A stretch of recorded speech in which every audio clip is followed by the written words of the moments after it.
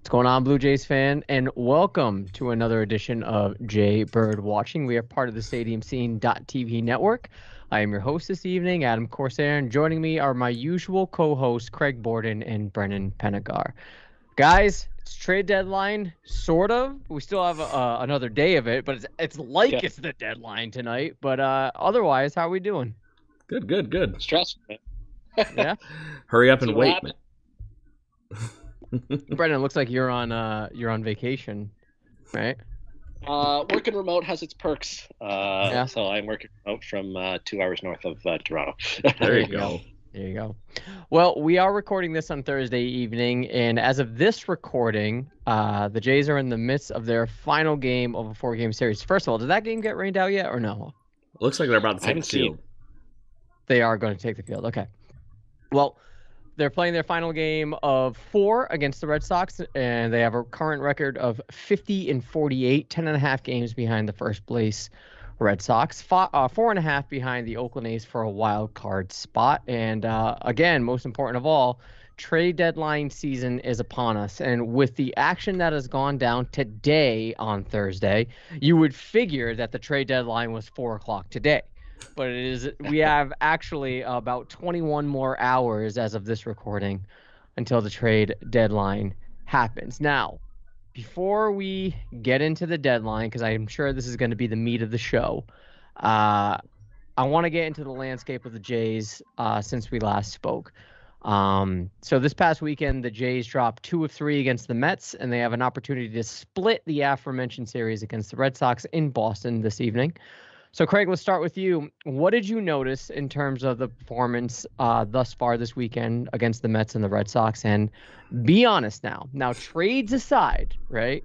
Trades aside, at this point with this roster, is this Jays as currently constructive, this Jays squad, good enough to be a legitimate playoff contender?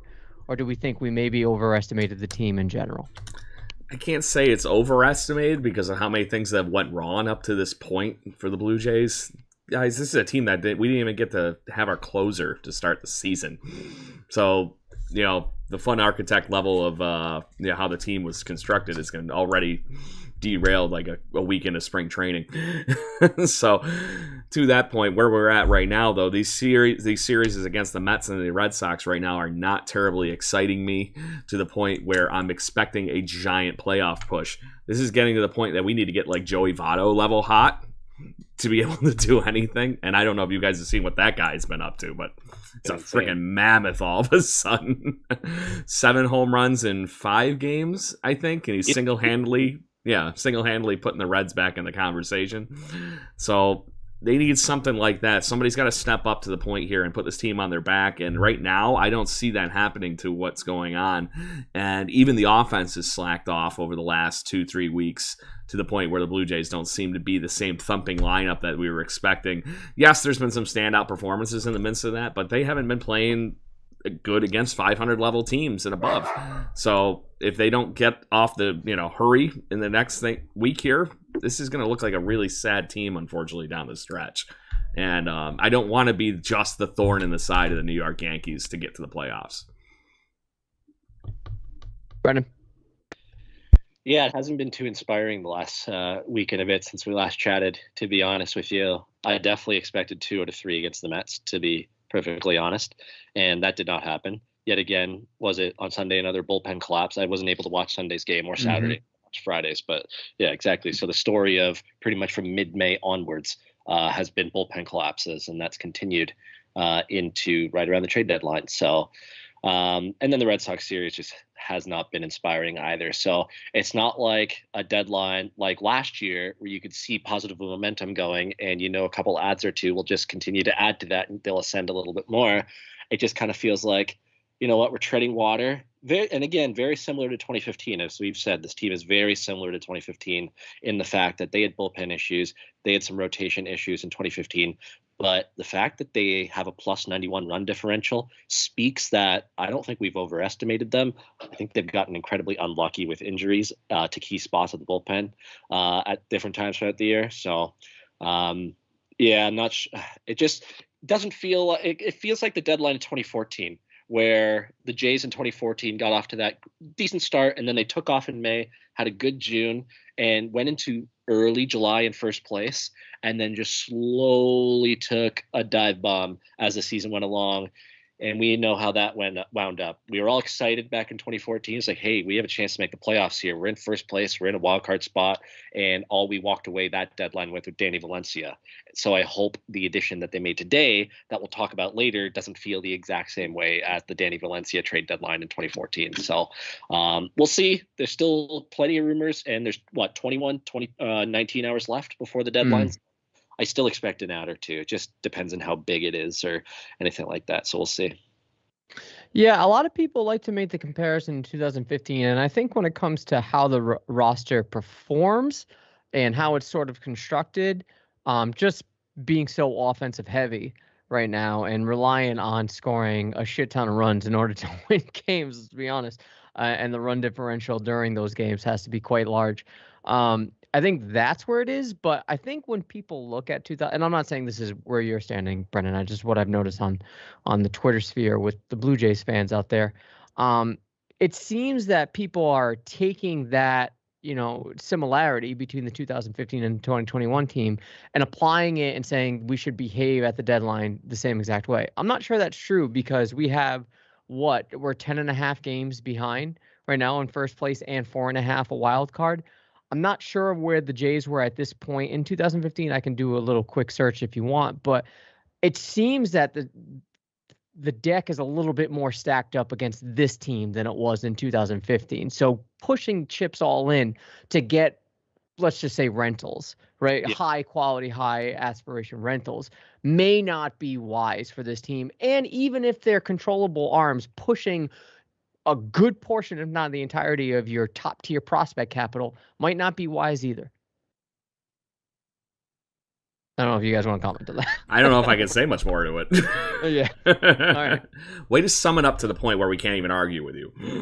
Well, I think that people's, mindset on this is, they see the team drop games that they should be winning. They should have won 2 out of 3 against the Mets. And again, Brendan, you mentioned it. There was a bullpen collapse. The first Boston game, yeah, whatever. The second one, they won pretty well. I think that was the order of it, right? Then they win like 10 and change, yeah. And yesterday's the first game of the doubleheader.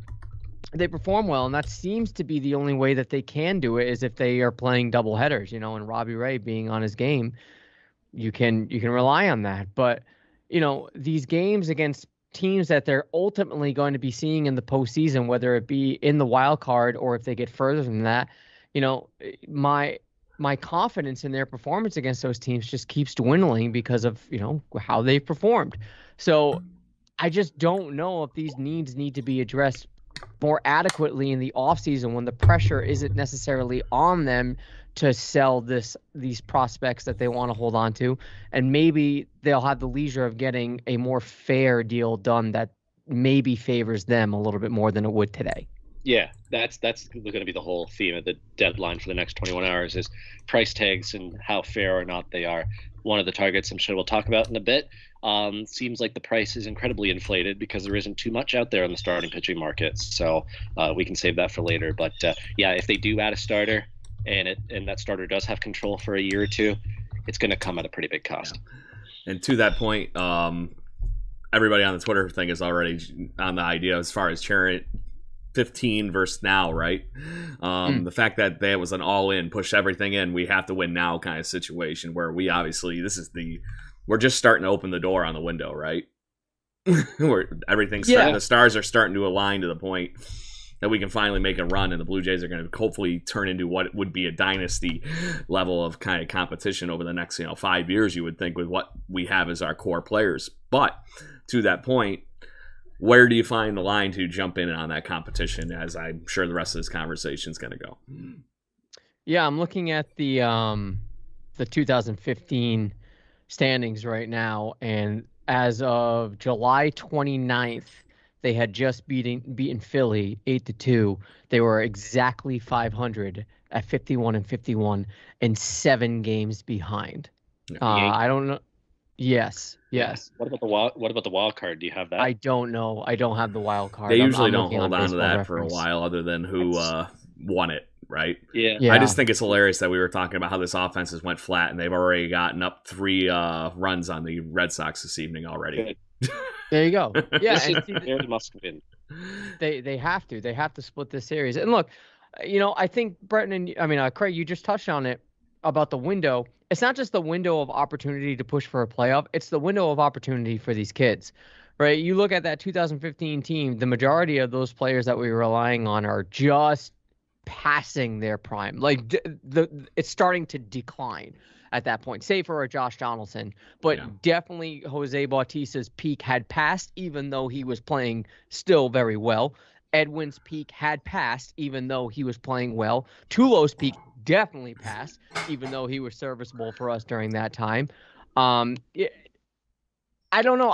I think there was more of a need to go all in at that point than there was today. I don't see necessarily a need to go completely all in if there's still going to be a window of opportunity for these kids. Yeah. To that point, I think Brendan's internet at his cabin just went and screwed him over a little bit. So he's back. He's back. Welcome back, buddy. So let's get right into it. I don't want to take any more time away from trade deadline. Let's talk. I want to take a look around the league at the trades that went down thus far. And again, we're recording this approximately 7:30 on Thursday evening. And all these trades that may or may not impact the Jays. So we've already covered Nelson Cruz. There's no need to rehash in detail, but it is still important to note. But there's plenty more to discuss, and we can just rapid fire them right now. Yankees acquire Clay Holmes from the Pirates. Seattle acquired Tyler Anderson from the Pirates, yet traded away Kendall Graveman and Rafael Montero to Houston. Both sides of that trade affects the Blue Jays. Oakland acquired Starling Marte from the Marlins. Yankees acquired Joey Gallo from the Rangers in exchange for a massive prospect haul. Congratulations, Texas Rangers. I know, right? Anthony Rizzo to the Yankees in exchange for 2 prospects. Mariners are acquiring Diego Castillo from the Rays. And lastly, the Jays acquired Brad Hand from the Nationals in exchange for Riley Adams straight up, filling up a big bullpen need. Just one arm, but it's still a big bullpen need for this team. That being said, let's start there, Brendan. Do any of these aforementioned moves worry you, bring you optimism in terms of the Jays' chances of making the playoffs? How do you feel about these moves? And moreover, how do you feel about Hand as a Blue Jay? If you want to start there, and then you can generalize the other moves. Sure. Yeah, Brad Hand isn't a move that gets you excited. But again, I said this comp earlier, kind of like Danny Valencia in 2014. It was a move that wasn't going to make you excited, but it was one that kind of made sense. The Blue Jays in 2014 were very, very right-handed and needed a solid lefty bat off the bench or to come in and take pinch hit opportunities. And you know what, to his credit, Valencia was a fan favorite a little bit back in 2014, 2015. Seemed like a good clubhouse guy, good fit, all that kind of stuff. But yeah, Brad Hand kind of feels very similar, where it's like a guy is going to be useful and will help the team, but I don't necessarily think it's a ceiling raising move. It's more of a floor raising move, a little bit more, maybe kind of in between that, because Brad Hand, I know he's struggling a little bit more than he has the last couple of years, but he's still solid, and anything is better than what they have in the bullpen at this point, maybe outside of Jordan Romano. So to our little Twitter group that we send out topic ideas and stuff earlier and just chit chat, at least this way you can push everybody back down a couple innings, where you're not going to see Trevor Richards pitch the 7th and the 8th anymore. Hopefully you're not going to see Rafael Dolis necessarily all the time late in games. It'll primarily be Simber probably in the 7th, Brad Hand in the 8th, and Jordan Romano in the 9th. And you know what, that's starting to build back a pretty solid 7, 8, 9. Plus you throw in Ryan Baraki, and you know what, you're looking okay with those 4 guys there. So it helps. It's not overly exciting, but it's a move that makes a ton of sense. And because they didn't give up too much, they took from an area of depth in the minor leagues. I don't know how you can be upset at the move or not pleased with it. I'll put it that way. You mentioned the Danny Valencia trade. When we got, I think I mentioned it way back when we had this show going, or when we were all at Jay's Journal or wherever at that point, that it felt very Shea Hillenbrand to me for that move. Yeah. So just to make that comp, but yeah, at a minimum, this says that they're not selling. they're pushing the chips in enough to try and improve this team. Yes, it might not be to the crazy level that we were all hoping. It's kind of like after we got teased last year, we're getting as many pieces as we did. But to the fact that they are still trying to get creative and find ways to improve this team. Funny enough, Brad Hand was a guy they were very heavy on acquiring in the before the season even started. So it was somebody they had already done the homework on. He was doing pretty good for the Nats up until about 2-3 weeks ago, and he's been looking a little rough. So to that point, I think the Nats, obviously, when he got rough, the rest of the team started looking a little down, and the Nats are starting to look more like sellers. So to that point, if we are just absorbing the remainder of his contract and we only had to give up Riley Adams, as much as I enjoy Riley Adams, I don't see that as a big loss for us. He could very, very Jan Gomes-like for the Nats in the next few years, but I still think he's 2-3 years away from even finding that kind of level of clout with his bat. So, hey, like you said, raise the floor up, watching Dolis pitch in the 8th inning and everything anymore has been driving me nuts, so that at least alleviates this whole issue. I've been wondering if he's even worth keeping on this team. There's a bunch of things going on in that bullpen that this just pushes the whole lineup order down, like Brendan had mentioned. Yeah, I think that let's talk about Hand before I get into the other moves. It obviously it was a glaring need that the Blue Jays needed to address, and I don't think you would have been successfully able to say that this team was in a good direction if they didn't address a bullpen need. But Craig, you nailed it, that this at minimum does make them not sellers because you don't acquire a rental piece if you're aiming to sell. You just don't. And even if this is the only move that they make, through negotiations and being outbid or what have you, it's something. But there is a world in which this is enough. It's probably not enough, but there is a world in which it's enough for them to get to the postseason, if all things break right. But you need a lot of things to break right, and with the teams around you, this is the first trade deadline that I have seen so many teams that are in that race being ultra aggressive. It's nuts. Ultra aggressive. It's crazy. And then you get to the weird point of you get teams like the Mariners that look like they were sellers for 5 minutes, and then they turn around and get Diego Castillo to backfill for frickin' Kendall Graveman. I was honestly a little upset about that trade, guys. That was a trade that the Blue Jays were ripe for the picking to get a guy that they actually brought through their farm system. Bring him back. So he's obviously figured something out. And honestly, he was one of those guys that I was like, he could be the one that got away a little bit. I didn't know if he was going to translate to being a starter, but obviously he has found something in the Mariners bullpen and turned himself into a pretty nice trade chip for them. So I think that's the level where if they're going to go right now, that's the kind of creative fun they're going to get into, I think, here in the next day here. But there are plenty of rumors going on. There's a big splash possibly.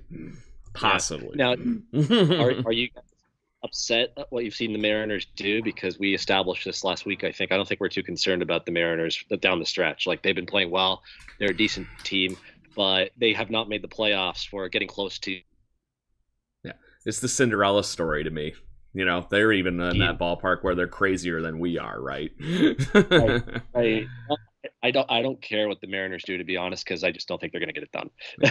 They'll miss out. I'm not worried about that. I'm thinking they're going to do like what they did with the Robinson Cano years with Nelson Cruz and everything. They're just going to find a way to implode before everything. 2016, they were in it, and they just fell off the table the last 3 weeks of the season. I'm a little worried. I'm not going to lie, because, you have those hungry young teams that sort of come at. Seattle is a lot like Oakland. They remind me of Oakland a lot, and they're just scrappy. And they have the tendency to implode, but if they make the right moves, and I know the trading away to Houston wasn't the right move, but because they're whatever. But that move demoralized them, I think, a little bit. That's what I'm saying. Then I'm sorry to say, but you trade a guy that clearly was a part of your clubhouse that the guys were a little pissed off about. Yes. Yeah, you turned around and got a guy that's another closer. Is that really enough to make, to appease everybody? I don't see that happening. I don't know Diego Castillo. He could be the coolest guy on the planet. Everybody goes, oh, he is our guy. But on paper right now, that just seemed like a really weird clubhouse move for the Mariners. Yeah. And you have all these surrounding teams. Like Seattle doesn't scare me as much as the Yankees do now. The Yankees right now, they're being aggressive. They're loading up. I think the Yankees are going to pass Seattle for sure. The thing is now, I think we've stated this. I'm not worried about Cleveland. Cleveland's not making any moves. No. And if we can, we're facing them after the Royal Series, I believe. So as long as we handle business there, we'll be all right. And they look to be sellers as well. And I don't know if you guys just saw the tweet, but Terry Francona is stepping down for the remainder of the year. What? Oh yeah, shit, I see that right now too. Yeah. But here's a wild card thing, and I don't know if you saw the tweet about Max Scherzer. Apparently the deal isn't done for him to go to the Padres, and now the Angels are in. And if he goes to the Angels, that's another team. The Angels are only a half game behind you in the wild card race. If he goes to the Angels, that's a problem. So now you're dealing with potentially Seattle, right? The Yankees, the Angels, the A's, and the Rays you're dealing with at that point for 2 wild card spots. I don't know if we can, with just Brad Hand, I don't know, man. I don't know that the Jays are going to be as aggressive as we want them to. I'm not worried if Max Scherzer goes to the Angels. They're in the exact same mold. Worried? Because they're in the exact same mold as the Mariners, man. They have fucked up everything since having Mike Trout and making the playoffs in 2012. They've done shit since then. But they're getting Mike Trout back.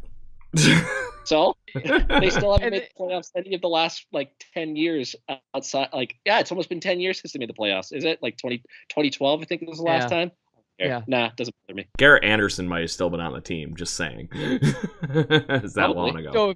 So you're serious that if Scherzer ends up on it's a long shot, right? But if he gets to the Angels, that's not going to worry you in the wild card race. No. He's worth how many wins? It'll make them tougher. It'll keep them in the race longer, but ultimately they're going to fade. Whew. That's bold. No, I'm just going off of they've actually messed everything possible up with Mike Trout.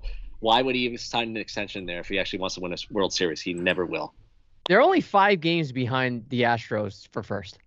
That's their better chance of getting to the playoffs. I agree. Through that route.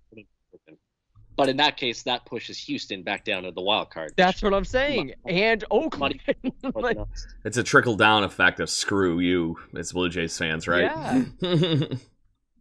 So if the Angels do acquire Scherzer and they end up winning the AL West, which is not impossible.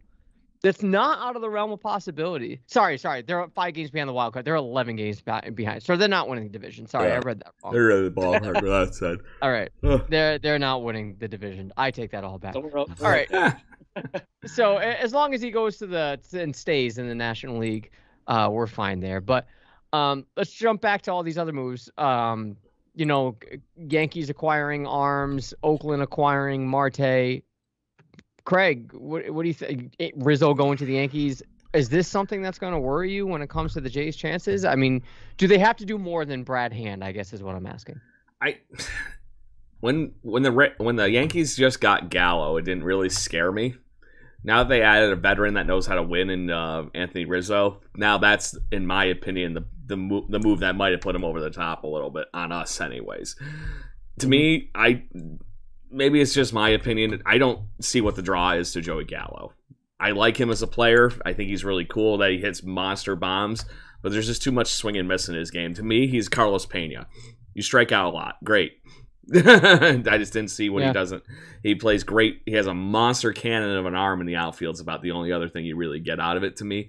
I don't need another guy like that in my lineup with what thump we already have in this lineup and what we would have had to probably turn around and get Gallo in the Blue Jay lineup here. Would have been either a plethora of prospects or trading one of our outfielders, in my opinion, that are either already playing as good as he is or better. And then not to mention the fact that we have Lourdes and everybody locked up long term. It just seems crazy to me.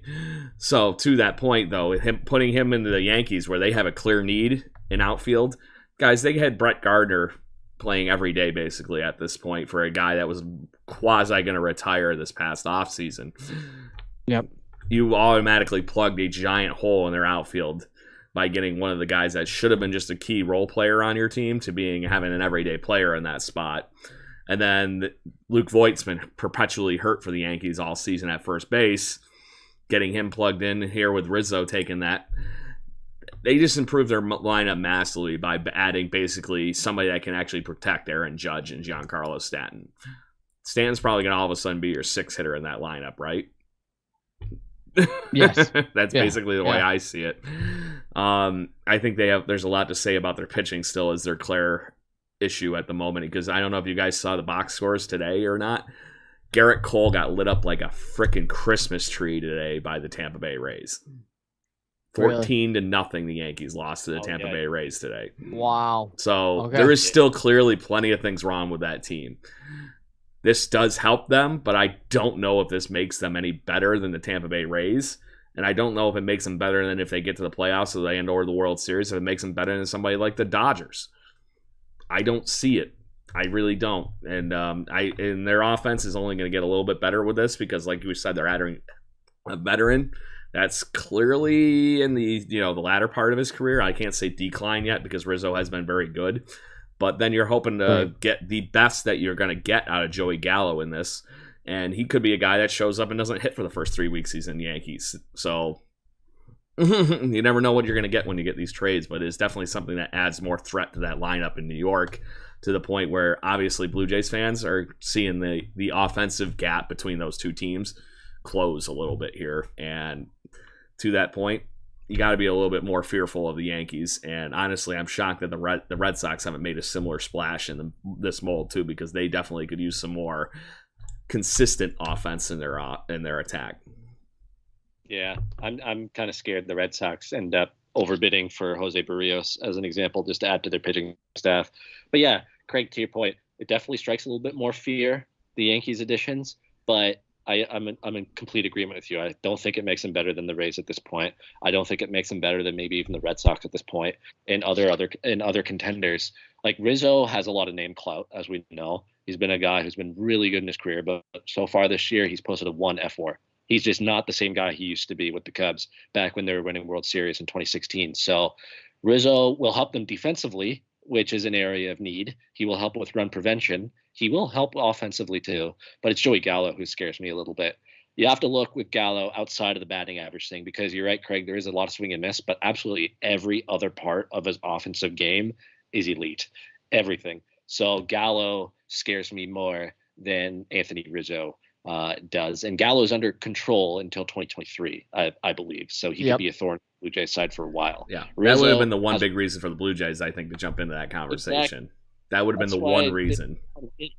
So I'm upset a little bit that they didn't go after Gallo a little harder, because that would have been awesome. But it's clear the Yankees' approach right now is we got to bludgeon teams because their pitching just isn't up to snuff right now. And you know what? That's why I wanted the Blue Jays to get Gallo. Bludgeon teams to death, and then you don't have to worry about the bullpen. And even the Yankees have that problem in their bullpen right now too. Chapman doesn't look like the same guy. They're relying on guys like Zach Britton to look like he looked like in 2015, and so on and so forth. So it's just not going to be. The Yankees are doing the same kind of stuff they used to do in the late 90s, early 2000s, right? We just got to hurry up and plug the holes with whatever veteran we can find. Is the Brian Cashman blueprint, right? Yeah. Yeah, it's when you look at them just on surface level, like a Gallo, if he didn't go to the Yankees and he went elsewhere, I would be thinking, oh, the Blue Jays didn't really miss out. It's similar to Nelson Cruz, but not nearly as frightening. You're just saying, damn, like this is a rival team that we're chasing a wild card spot with. Because I don't think the Yankees are doing this to win the division. There's too many hurdles to do that. Yeah, you have to. It forces the Blue Jays to sort of be more aggressive or stand pat, and that's sort of what I want to transition to now about the Blue Jays' lack of activity, or maybe we're just waiting for the next shoe to drop. But we talked about the acquisition of Brad Hand. Of course, this is a rental piece that the Jays have shown interest in quite a while. Craig, you mentioned that they were chasing him in the offseason. So, Craig, let's go to you. Does this move make you more confident that they'll hit the wild card, or do you think let me put it this way.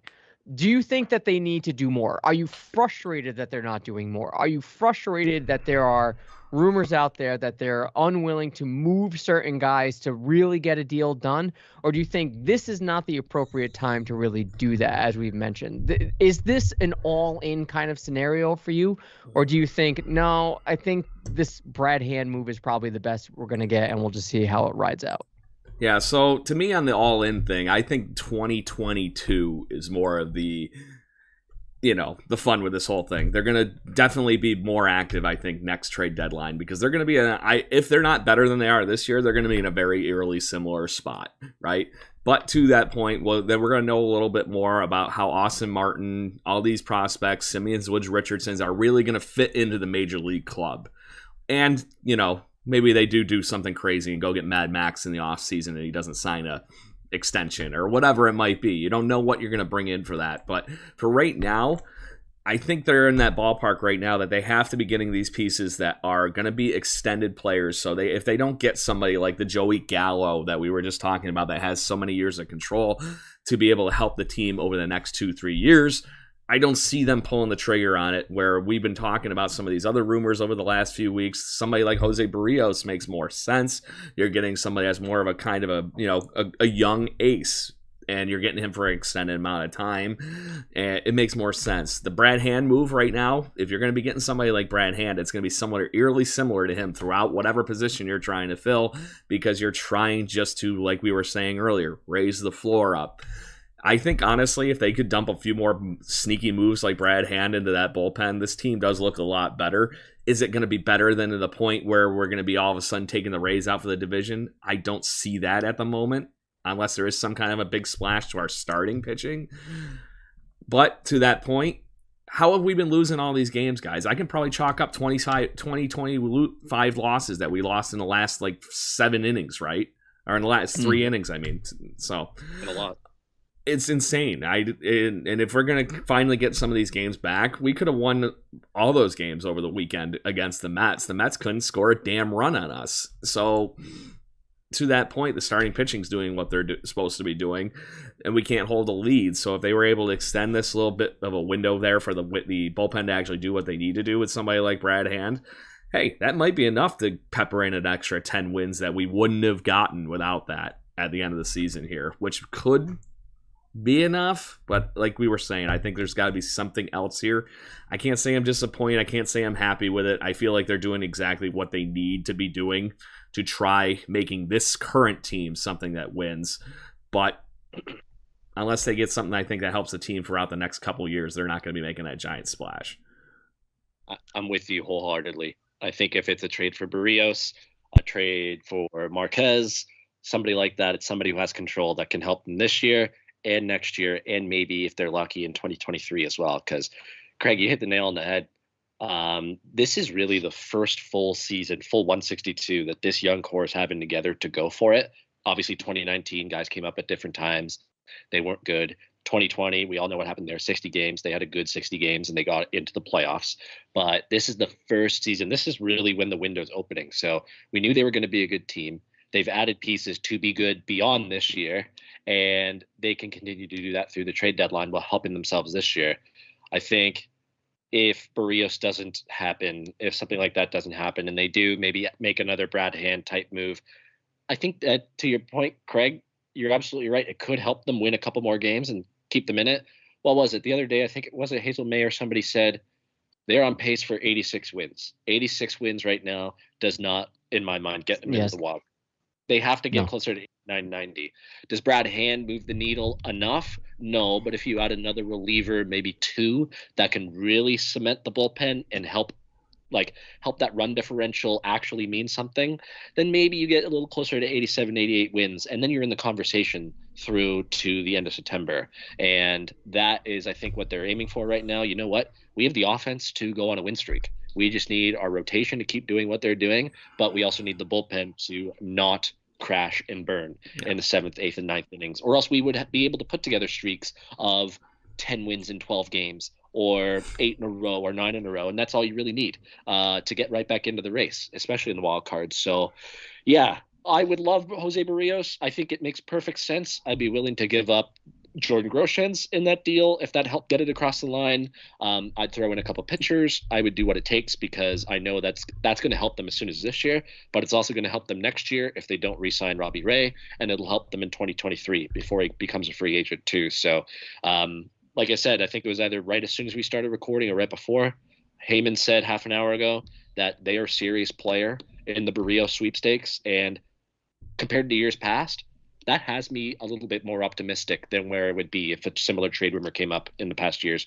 If they're serious players, I'm buying it. I think they're actually going to make a legitimate effort to get them. I think to that point that you don't see guys like Barrios all of a sudden on the trade market very often, and they know that. So they're going to try to do whatever they can to, make that happen, I think is where it is. So if they are able to, well, let me ask this way. Brendan, I think this is where sort of you were alluding to, and Craig obviously chime in. If this is the only move they make, is it a failure? Is it a failed year? Because what's the point of acquiring a rental if the odds are stacked against you right now? And of course, you can't predict future moves. You can't land Brad Hand and then predict an Anthony Rizzo at the same time. You can't predict those things. But now knowing what we know as of now, if this is the only move they make, did the Jays fail at the trade deadline and I guess all season and in the offseason in terms of move making? That's a good question. That's tough too, because again, I brought this up twice. If Hand is the only move they make, I will probably be disappointed. I don't think this team needs necessarily a big jolt like the 2014 team would have needed to get into the playoffs. Like, you could tell when they didn't make a move to get David Price in 2014, Bautista was pretty pissed off. Edwin was pretty pissed off because, you know what, they may have had the team to get into the wild card that year. I think they could have if they added David Price or somebody, because that would have given them the lift to be like, okay, Anthopoulos believes in us. He's ready. We're going all in. We're starting that. I don't know if this team necessarily needs that type of all-in move to be hungry enough or not get demoralized of not having any moves to the point where they could catch fire and things could go right for a couple of weeks and they can get right back in the conversation. But yeah, I would be disappointed for sure. I definitely expect at least another move, maybe two at most. How big they are, who knows? But if it is just Brad Hand, yeah, I think I'd be a little disappointed that they didn't make more of an effort. Yeah. To that point of what you were just mentioning, Brendan, though, there might be a couple of ways to make that splash and confidence for the dugout in the clubhouse right now without actually having to acquire anybody. And that could be as simple as maybe giving that extension or whatever to Marcus Semien and or Robbie Ray. So you never know. Enough to make them go, oh, hey, you know what? They believe in the way that we're playing right now. They were able to keep the guys that we were not expecting to have maybe around next season. I doubt they're all planning ahead like that. Well, at least the Vladdies and Bows and whatnot, because they're playing in the now. But I think that could also be that same spelling the same thing that we were just talking about without having to actually acquire somebody. But to that point, I can't say I'd be disappointed right now if they didn't add up to somebody huge. But I'm in the school of thought it needs to be the right person right now, and I don't know if they're not getting the guy they want. I think there's probably a legitimate reason that they just don't feel like they have to currently run out there and buy somebody, kind of like the Yankees are right now, where every Yankee fan's freaking out, and to the point where that they had to make a move, I feel like. So. Is Barrios the right move for you guys? Does that move the needle enough to get you excited that they could go on a run? I think it is. To me, it is. I don't know, because I think he's one of those guys that just plays with that heart that you would want on the team, and he's going to come in and I think he's going to look a lot better than he has this year in Minnesota, because that team has just been unfortunately a slog. They haven't been able to get anything going. I think it's enough for 2022. I don't know that it's going to push them into playoff contention this year. I'd be more excited for the stability. Right, yes. Because we're assuming that Robbie Ray, at that point, I would assume Robbie Ray is gone, unless they make a legitimate effort to try to re-sign him. And if they do, I'm already satisfied with the rotation heading into 2022. 100%. Right. So if Barrios was the the only other move, and I don't mean that in terms of I'm minimizing it, just in terms of quantity that they make rather, and they say, okay, we didn't make any other moves, so instead we're gonna offer Robbie Ray an extension right now. Like, just put it on the table and say, I don't know, here's 3 years at, what do you think he's going to command? 15 to 20 a year, probably? I'd say with his age, it's probably somewhere in that 15 ballpark, 16. That'd be my guess. So let's just say 16. Let's go on the high side. So you go 4 years, 3 years, 48. So like 3 years, 50. Would you pay that? I think I would. I think I'd be entertaining that idea, because here's the other fun part. Right now, you've gotten the best out of Robbie Ray that he's had in his career this year. That's what I'm saying. It's true. And plus, it's just money. Yeah, exactly. And it's just money. You're already dumping money on Ryu, who's already the same age. So in my opinion, you can't make the age comparison. And if he's doing that well, you find that other piece. And I still think that they have enough money in the bank here that they shouldn't have to worry about giving Ray that kind of money. He's been he was a guy they went after. They knew they had the confidence that they would be able to figure out whatever the hell it was to get him back to what he was, a runner-up, third place or whatever it was for the Diamondbacks a few years back with the Cy Young, and be able to get him back doing that kind of thing. And they've done that in spades. They've even exceeded that. Robbie Ray's one of the best pitchers in the American League East. He's been the race this year for sure. Absolutely. That's what I'm saying. You know, so if you're able to extend him instead of making other trade acquisitions, I'm excited for the future. And I'm not giving up on the 2021 season. I'm still saying, hey, if we can make a run, let's make it. But I'm more satisfied at that point. You know, you're in the I'm going to be pleasantly surprised if that happens ballpark. Yes. But I guess my fear is when it comes to making trades, and and this is after having our back and forths in the group chat when we talk about trades and stuff. We talk a lot about this Blue Jay system, and we talk a lot about how it's sort of filled. Are you worried that it's a little bit top heavy? And after the top quality prospects, like we could even include Pearson, even though I don't necessarily do it. I've sort of given up, as everybody knows. But Pearson, Martin, Groshans, Moreno, SWR. After that, it's kind of a big drop off. Are you worried that, like, if we move those guys minus a Martin, hopefully for the right deal, our farm system is sort of void for future trades? Yeah, I can definitely see that, because we tend to overvalue our own prospects. Like, I know we've heard a lot about guys like Kevin Smith. We've heard a lot about guys like Zach Logue, Joey Murray. I'm not necessarily sure those names get other teams excited to be like, oh crap, I got to get Joey Murray in this trade, as an example. I think Joey Murray is a fine prospect, but he's not somebody who's going to move the needle in a trade. And I'm not sure at this point in the game they're ready to include those guys who would move the needle in a trade to get it over the hump. So if they don't get Barrios, that's probably the reason why.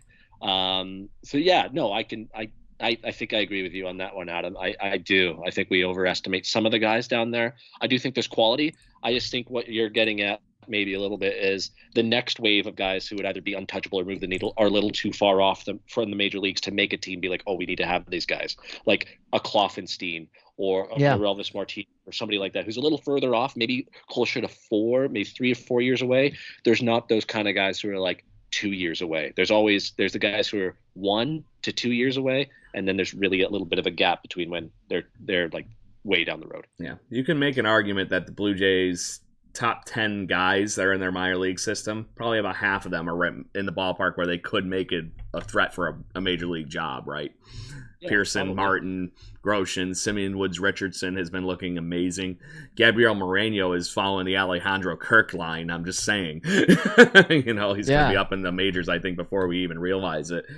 And then Miguel Geraldo has been just destroying the Florida State League. So, yeah. There's a lot going on there, but to that point, I can't say our minor league system's overhyped, or anything like that, because every talent evaluator for minor league systems has always consistently said the Blue Jays are in the top 5 right now. And there is enough guys that they've been drafting well. There's really no other way of saying it. And the point that we threw CJ Van Eyck all of a sudden right into the mix, and he's already our number 9 guy in our, top 30. That's saying something, I think. So to that point, I think the Blue Jays have a little bit more going on there too, but I do think you are going to see a little bit of a drop-off because of those guys we acquired in trades for the leftovers of the 2015 guys. So we have some guys that we've drafted really good, and then you have guys that we threw in like Simeons, Woods, Richardson, right? So those guys, we haven't done that in a trade because we're trying to build up, right? You're building up to the point where you're hoping to make that major league team good. You're not turning around and throwing extra guys in the minor league system right now. So to that point, I see the equation here that you would, if we make a couple trades right now from our minor league system, trade a couple prospects, you're all of a sudden going to go from a top 5 prospects list to in the all majors to probably mid-tier. Somewhere in that 10 mid-tier 15 ballpark rather really quickly.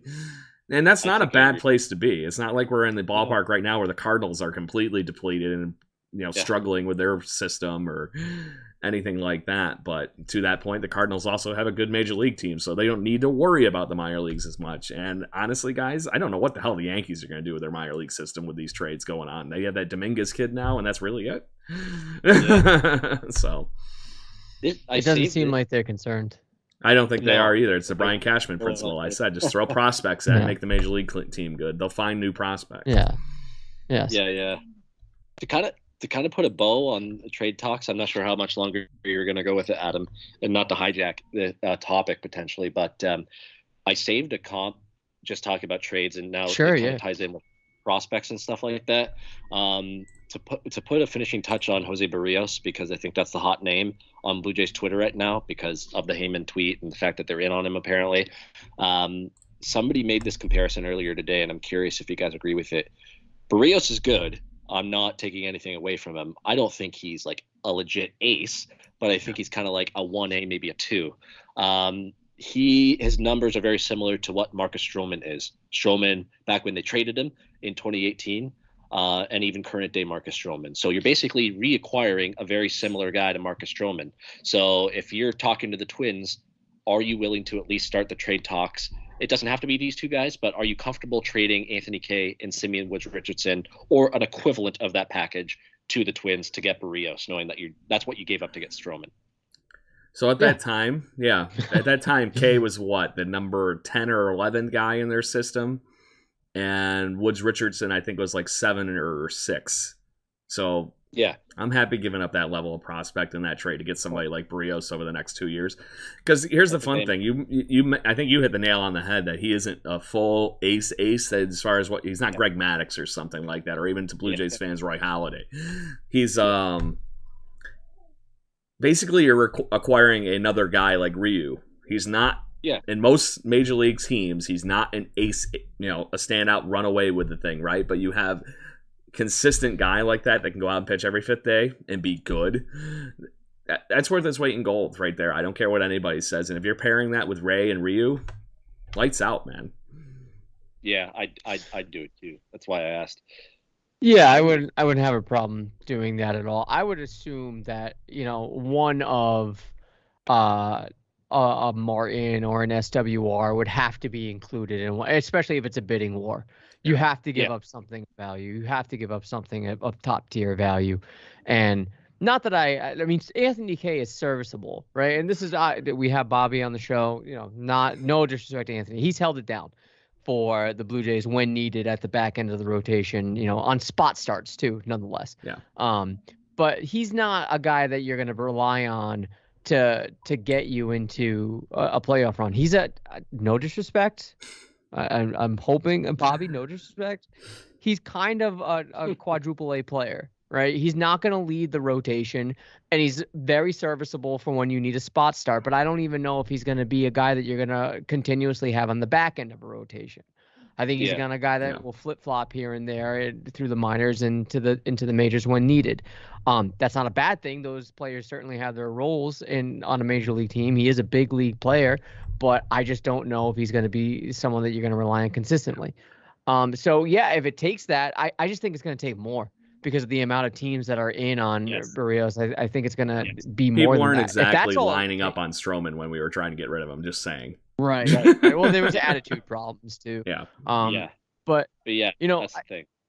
I guess what I'm worried about is, or I guess to wrap a bow on this discussion, you know, is this the right move? Like, we just sort of analyzed that this is a top-heavy farm system in terms of trade chips that the Blue Jays can utilize.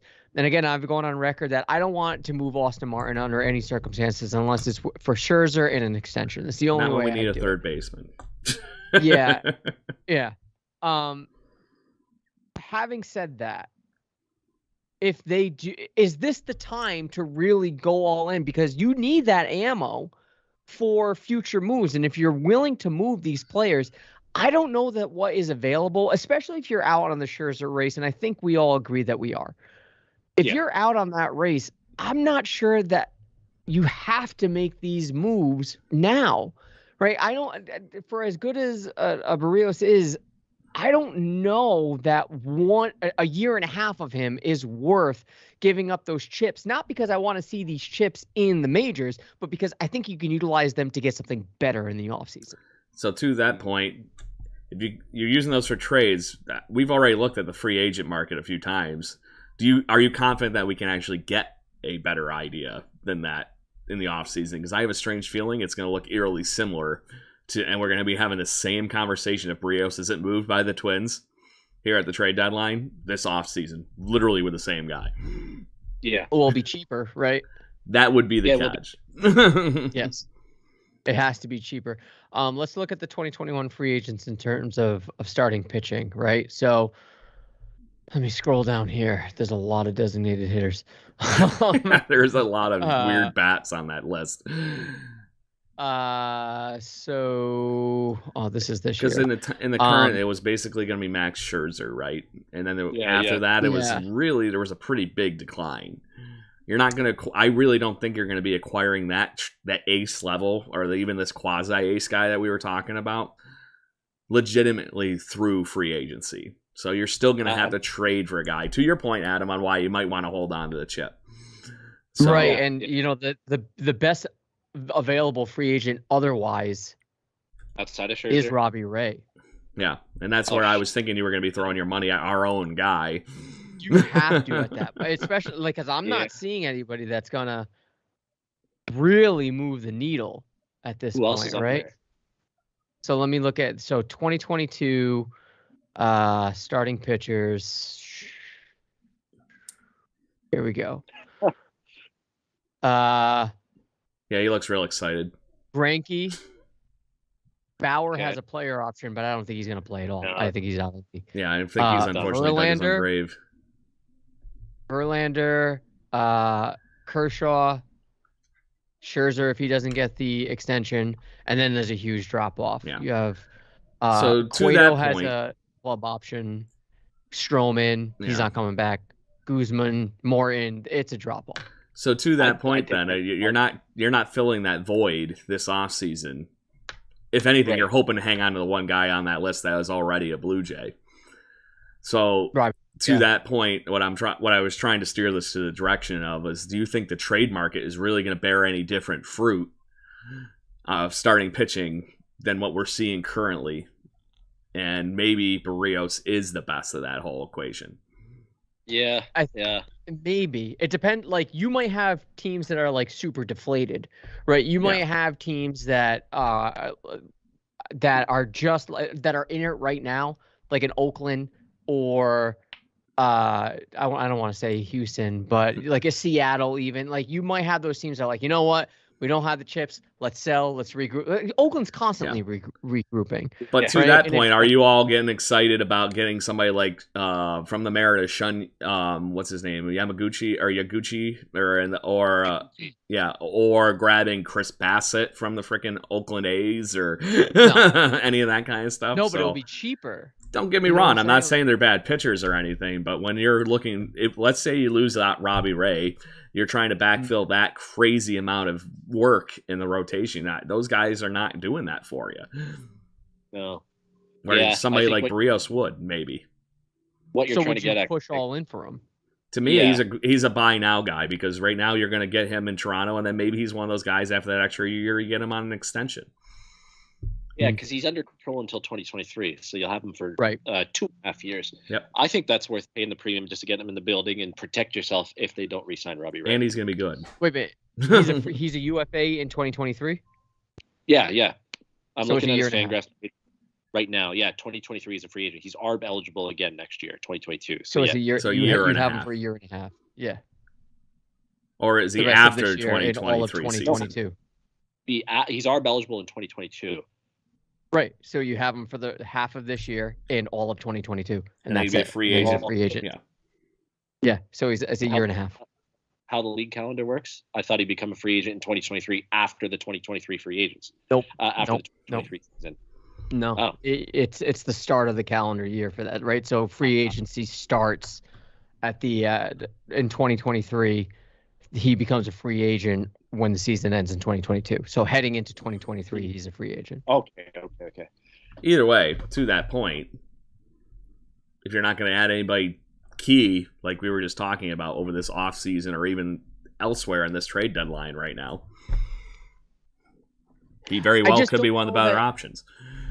If you're paying premium in terms of prospect capital for someone that we just admitted isn't an ace, and we're just doing it to fill rotation voids, if we're going to trade guys like SWR Mhm. and or Groshans or whatever, or a Moreno, maybe it's me overvaluing the prospects, but I need an ace. Correct. I need Yeah. ace caliber players. Flip side of the coin, devil's advocate.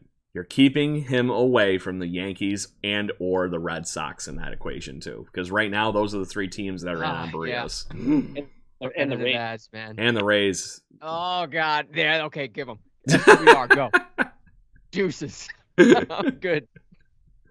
Because Fuck that would be outta one of here. those I don't things. want I the think Rays that move would haunt us just as bad next season. Seeing Barrios be in our own division and seeing him, in a few series a year from whatever team he lands on. 10, Yeah. 12 strikeout games every time. And then to that point, though, we know that we saw that Duffy went to the Dodgers, so they're probably out on the whole idea of even going after Barrios because they got that spot to backfill for Trevor Bauer and whatnot. Hey, Duffy. Yeah. The Giants were in it for a whole 2 seconds looking for a pitcher, but now they're out again. At least it sounds like Yeah. it. Who else is in that Barrios. equation? Unless he's going to one of those teams that you don't want had to see him. Scares me. Yeah, Somebody got it, just I guess. Good. in Dan Zimborski, I believe he writes for Fangraphs. Mhm. He posted a tweet saying, "Meanwhile, in the Colorado Rockies war room, and then it's a gif of Stanley from The Office sleeping at his desk. Basically. The one office in Yeah. Major League Baseball that should be all hot and bothered to hurry up and sell, right? Right? Right. Get a crap ton for Marquez. Like, let's go. I can make the argument for Yeah. keeping Marquez, but the fact that they still have this late in there, it doesn't sound like Story's a hot button for him. The fact that Charlie Blackmon is actually, all of a sudden shown up to finally play baseball over the last month. Those are guys they should be thinking about moving. It just seems crazy to me. Yeah. Tell me the Giants wouldn't want an extra outfielder in Charlie Blackmon to be able to run into the playoffs with right now. Oh, I feel you. I feel you. All right. So I think we beaten trade talk to death. We'll see what happens. Hopefully there's more to come, and hopefully it works in the Blue Jays' favor. But let's wrap it up with a happier note, right? The Jays are returning to Toronto tomorrow.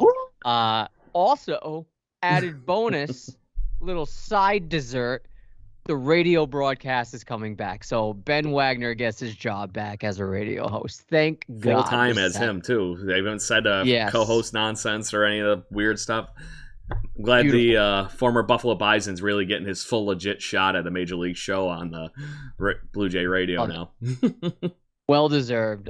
So Brendan, you're our resident Canadian here, even though you said you were 2 hours north of Toronto right now. His vacation How do you property. think- Yeah, your second house. How do you think Yes. this is going to energize the city as well as the team? You're familiar with the city, so you know the buzz that the Blue Jays can create. Is simply a return to Toronto good enough to make this team perform better, or do you think that's just sort of noise and intangibles don't matter? Where do you stand on this? It could be both. I think it could give them a little bit of a jolt. But to that point, in a time where they need a jolt, it's this next homestand. You have to take care of business against the Royals for 3 games. To really start getting back in the race a little bit, you have to maybe sweep the Royals now that they traded Danny Duffy. You have to take 2 out of 3 at minimum against Cleveland. And then you have Boston coming to town for 4 games now that there's that rain out, that they're playing a doubleheader on Saturday. Yeah. So if the Blue Jays have any opportunity to truly get back in the race, it starts tomorrow with the return to Toronto. Get the players excited, win a couple games, build some excitement in the city, and then the fans will follow you and get into it. I think everybody's kind of looking for something after the Leafs failed yet again in the playoffs to get excited about sports-wise. And who knows what the Raptors do with the 4th overall pick tonight. That could get people excited, but people will back you in the city, and people are looking for things to do. And I think 15,000 tomorrow night, Saturday, Sunday, Monday, the entire homestand is going to sound like close to a sellout. People are going to make a lot of noise. And yeah, I think they could go on a little bit of a run, hopefully, with these next few games. And it's going to be crazy. It's going to be really weird. What is it? It's going to be 670 days, 670-day long road trip that they're coming home 161 for. games. They've played a whole season's worth of stuff away from the Rogers Center. Oh, it's crazy. It's crazy. So yeah, they're ready. And I think the players hold are on. Let me interject here because we got some trade news to break. Mets and Cubs are talking a deal for Chris Bryant and/or Zach Davies. Man. Yeah, so that could help them. And the Dodgers have made significant push for Max Scherzer and Trey Turner. Wow. They're getting Corey Seager back within the week here. What the fuck are they going to do with Trey Turner? I don't know, shit. but Max Scherzer is definitely. I can see them being aggressive simply because of the Trevor Bauer failure. And by the way, we should say, thankfully, the Blue Jays didn't go for Trevor Bauer. I know, right? Thank goodness. It's amazing how that content of character clause played up well on this show, wasn't it? Yes. So sorry, I interrupted. Craig, I think you were going to respond. Yeah. To that point, let the Dodgers have him. If they want to throw a brick of money at him and all that kind of stuff, he's going to legit sign there. We all knew long. I mean, it might have been the Blue Jays. The Blue Jays were going to be able to put up the prospects, no problem, for the Nats to be happy. But turning around and getting Scherzer to come and stay for a few years was the kicker. And I didn't see that happening to the point where he was going to want to stay a Toronto Blue Jay. But is what it is. So, to that point, Toronto, I think, is going to be a giant catalyst for the Blue Jays to be able to, like we said, they've played 161 road games in all reality, is what it's come down to. As good of a home that Buffalo was, it was good to them, unless the Yankees were in town, because that wasn't a home game. This is going to be the homecoming for the ages, and unfortunately, I saw today who's throwing out the first pitch. I can't scoff at who is throwing out the first pitch because it's home plate lady and a few other people. Yeah. But to that point, I'm kind of upset that nobody listened to my Dwayne the Rock Johnson thing. So, so to that point, I just think there's going to be a buzz to that. And I think they've been playing with a little extra swagger as I've been watching the game tonight while we've been recording. They're up 4-0 against the Boston Red Sox right now in the 3rd inning. To that point, like I said, it looks like, I know it's not enough, but that's the kicker. So, but the fact that they jumped on him for 3 runs in the 1st inning was kind of fun to watch. And like I said, there is definitely a little bit more fun going on in that locker room. And I think now, knowing tomorrow is the day that they get to finally go back. And there's how many players that have not had a chance to play in Toronto yet are on this current roster? It's half the it's like half the roster, I think. Just Bo, Vlad, Lourdes, Kevin. Randall. Kevin Oscar. hasn't played there, has he? Kevin's played there. Yeah, Kevin. Yeah, he was on the team before any of them. That's right. Kevin, Bo, Vladdy, Teoscar, and Randall. Yeah. And funny enough, Reese McGuire. Yes. And a few guys in the bullpen. Ryu hasn't pitched there yet, so it's basically our whole starting rotation. Yeah, it's the entire rotation. They never pitch a game there. So it's gonna be fun. I think it's gonna be the breath of fresh air that they've been looking for. Does that spell out playoffs for them? I don't know that, but I do think it's gonna be more fun for them. So maybe to the point you were talking about, does Brad Hand give you enough wins to really push you over the thing? Okay, well maybe he gives you a couple wins, and then the Toronto thing gives you a couple wins, and then next thing you know, we were talking about, yeah, exactly. And what we were talking about during the text, you guys saw me make the joke that maybe it all of a sudden all the pieces just magically land into place. This ends up being like how the Bills ended the playoff drought, and we watch Andy Dalton just push us in from a complete opposite team that had no control of it over ourselves, or it ends up like the Rays with a wild card Wednesday thing when they pushed the Yankees out of the playoffs the one year. So I don't know. Baseball is a fickle beast, and I'll give you the fact that if we finally get to play home games, that is going to mean something, and I really think it will help. How much? Not to gloat. Yeah, I will be there Monday, so very much looking forward to that. And it depending on who they start out of Matz and Ray, I'm praying it's Robbie Ray on Monday. He's lined up for it. Just a matter of who they decide to go with because they both pitched yesterday. Yeah, you just want to see how tight those pants are in person. I get it. Absolutely, I want to hear how loud his grunts are when he's throwing. Yeah. The full-on Serena Williams delivery. Yeah, Stripling is pitching tomorrow, right? He's the first pitcher. Tomorrow. Manoah Saturday, and it's likely Thomas Hatch Sunday, I think, is the plan. And then whoever they decide to start on Monday from yesterday's doubleheader. Yeah. I think it's, first of all, it's great to see them come back home, obviously. And I just don't know. We've gone this whole time without talking about COVID, which is great. But I don't know how the COVID protocols are being issued in Toronto when it comes to the players and what the opponents have to do. So it might work in Toronto's benefit. It might not in terms of the Jays. But I just think that, having a home and being settled in a major league ballpark, especially as your big money major league players, this is what they want. It's good. And it's been 2 years since they've been there, man. It's got to happen. Yeah. And I'm glad that it is. In terms of momentum, sure. I mean, I'm not huge on intangibles, but if it can help them and make them feel better, then by proxy, maybe that helps them perform better.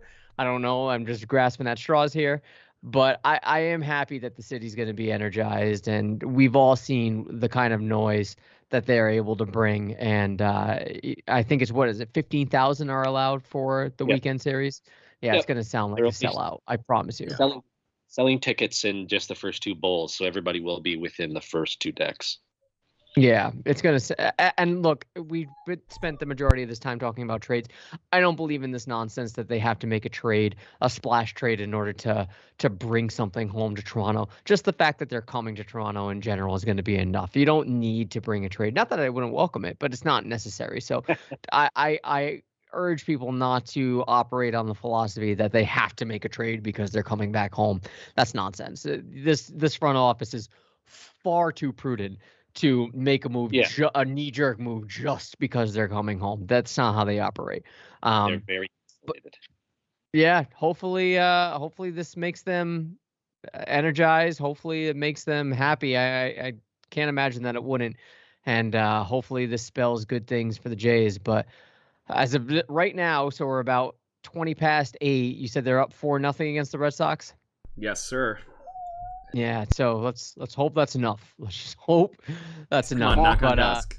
Yes, knock on that desk. All right, so let's finish this off. We got picks to click, and we're gonna predict the first 3 games in Toronto against Kansas City, and then the 4 games against Cleveland in Toronto. So picks to click. What do we got, Craig? So last week, Brendan, you had Teoscar, Adam bold move with Alejandro Kirk, and I had Lourdes Gurriel Jr. Wow. So, unfortunately, I don't think any of them deserve it. Is it a draw? Honestly, just because I actually know he gave me plenty of fantasy points over the last week, that I think Teoscar is probably the winner of those 3. He had a few home runs and continues to drive in runs. I think I told you too that he just seems like the Joe Carter this lineup needed, just to drive in runs. And he's been living up to that regardless. And and an all-star finally. Yes. Yeah. So Yeah. To that point, Yeah. I think he's the clear winner over Kirk and Lourdes. Well, thank you. I That's agree. 2 in a row for you, man. Yeah, I'm breaking the trend here. I really. This need is to get after off he the takes butt. a week off. He's like, I'm coming back. Yeah, he comes back Yeah. strong and destroys Yeah. us to the point where he's I now. needed to You guys take a have- break to reset my brain and actually make some good picks to click. I've been really slacking, guys. I came hot out the gate with 4 wins in the first 6 weeks, and then I've been on the You know what to schneid. do. I have 6 total. Brendan is now in second place with 5 wins, and Adam, you are right behind him with 4. So it's right neck and neck going on here, boys. right, and now so apparently my cheat sheet's all filled up, so I have to flip over and start writing on the back. Oh, man.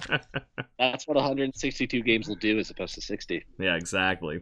Last year I fit on one So, nicest sheet of paper, and it was only about that tall. So we got Brendan who won. So you get to pick first. Craig, then you can go and I'll go last. We'll go in order of standings. Go ahead. There you go. That's good. I haven't really thought about it. George Springer, I will take him because he is going to make his debut in Toronto tomorrow. And the fans will no doubt be excited to see him, and he will get very loud ovations when he comes to the plate as the big free agent signing. So sign me up for George Springer. Got him. He's got it. There you go. He has to. Yeah, absolutely. He's got to. No, I hear you. So then I guess it's to me. Yeah, so if you want to win, you know what to do. I don't. That was my recipe for success. One of the You have first to. few No. weeks. It's literally the cheat code for picks to click. I'm not even kidding. Up, down, left, right, up, AAB. So, I'm gonna say Ryu. I think I don't want to say normally on pitching, but I know he's pitching tonight. He's looking good against the Red Sox. I just think he's gonna have his standout debut, which would probably be the 3rd or 4th game, right? Yes. The off day and stuff like that. Yeah. Midweek next week. Yeah, So Wednesday? I was thinking Yeah, Wednesday. Friday, Saturday, Sunday, Monday, Tuesday. Yeah, Wednesday. So I think he's gonna find a way to show to what Brendan was saying with the free agent signing. He's finally getting a chance to play in his home ballpark after being one of the funny enough one of the longer tenured Blue Jays at this point, right? Yeah, it's crazy. Yeah. So I think that's where I'm going with it. And I gotta ask this question to you guys before I let Adam do his pick. Don't they wear the Canada Day uniforms or something special tomorrow?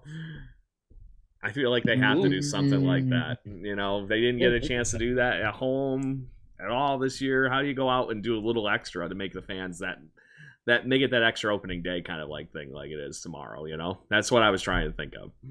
I don't mind that at all, actually. I'm not sure. Maybe It's a the Powder triumphant Blues. return, right? Yeah, if it's not that, it would probably be the Powder Blues because they've never played at Rogers Center with the That new is a valid Blues. point. I got a But local no, blackout. What are they rocking tonight? Powder blue. Then I don't They're think wearing- they rock oh, those yeah. tomorrow. Probably. Yeah. They'll probably rock Yeah. white. They rock those Yeah. powder blues every time Ryu's on the mound. Period. Yeah, there was I think Yeah. one time for this season where he decided to not wear them, or twice, something like that. Twice. Yeah. Where, Yeah. like, Were those no, rough like, he outings? was- This is a superstitious yeah, when he thing. was on his little bit of a rut. He wanted to switch it up. All right, All right. Well, your pick. I'm gonna go for the cheat code. I'm gonna go Vladdy because I don't want to be in last place. There it is. Oh, you didn't want to just go, balls to the wall and say Jose Barrios and No. If you picked a trade Ruber candidate and they got traded, I think that's good enough for a win. So if you want to go ballsy, maybe. give me a win for them only trading for Barrios. Doesn't matter how he pitches in his debut. yeah. Or I'm I also could, gonna I could pick Brad Hand. yeah. Yeah, but, I am going to point out the fact that we also on the no touch list for the Blue Jays right there with all 3 of our picks too. So with Springer, Vlad, There you and go. Ryu, nobody in that equation is getting traded. No. Yeah. No. they will be Blue Jays. All right. I guarantee tomorrow after 4 p.m. I have a strange feeling. So we got 3 against Kansas City, 4 against Cleveland. I'll start this. I think they sweep Kansas City. I think they take 3 of 4 against Cleveland. I tend to agree with you on that one, Adam, especially the sweep part, because now that they have lost Duffy, who's pitching over this series for the Royals? I haven't seen who's lined up to go. As long as it's not Brady Singer, I'd be happy. To that point, though, he could very well be traded before the end of the day tomorrow, too. Yeah. The Royals threw enough into the bucket this year that they were hoping to catch lightning in a bottle, right? But they did not, would be the catch. They went and got Benintendi. They went and got Carlos Santana. They thought they had some good pitching they were able to run with. It didn't amount. They are pitching Daniel Lynch, who has a 7.88 ERA, Mike Minor, 5.32 ERA, and Brad Keller, 5.55 ERA. So to that point, they're missing Singer. Yeah, thank goodness. Regardless, and yeah, the one guy you mentioned there automatically has a 7-something ERA. But to that point, the Blue Jays can't hit anybody they face for the first time, so I'll give you 50-50. True. So, yeah, I'm with you, Adam. Cool. I think I am too, actually. I'm going to go unanimous there. Sweep the Royals and then take 3 out of 4 against Cleveland. Get hot going into the Boston series. Yeah, and they have to, I think. They have to. This is one of their last. I know that they have still 2 weekend series coming up with the Tigers, but even they're playing some pretty good baseball lately, so that's not as much of a gimme as it would have been earlier in the year. Yeah, this is the last week to have the control of their own destiny. Other than that, it's getting to that point where they're relying on the 6 degrees of Kevin Bacon kind of level of baseball god fun. Yeah. Well, hopefully we get some good news when it comes to trade conversations heading into tomorrow. If not, again, we've discussed this. If Brad Hand's the only thing, they're obviously looking for the long game, even though it's a rental acquisition. I don't think it's due to a lack of trying. I really don't. I do believe these reports that they're in on a lot of people. So we'll see what happens and watch. As soon as this recording ends, there's going to be something to drop. Yeah, but that's how it always is every year around the trade deadline on this show. Yeah. Maybe we can do an emergency pod. But that being said, hopefully you guys enjoyed the show. And if you do, and if you're listening to for the first time, we encourage you to subscribe. We're on all your favorite podcatchers. We're also on all your live stream devices, platforms. We're on Twitch, we're on Facebook, we're on YouTube, we're on Twitter. If you missed the live stream, don't worry. There will be a video there for you to watch so you can see our beautiful faces and watch us overreact about things. It's fun when you hit the pause button. Yeah, when you hit the pause button, you see our facial expressions. It's pretty fun. But otherwise, we hope you enjoy the show. And guys, let's end this like we always do. 2 claps and a Ric Flair and a Let's Go Blue Jays. Woo! Let's go, Blue Jays. Finally, the Blue Jays have come back to Toronto.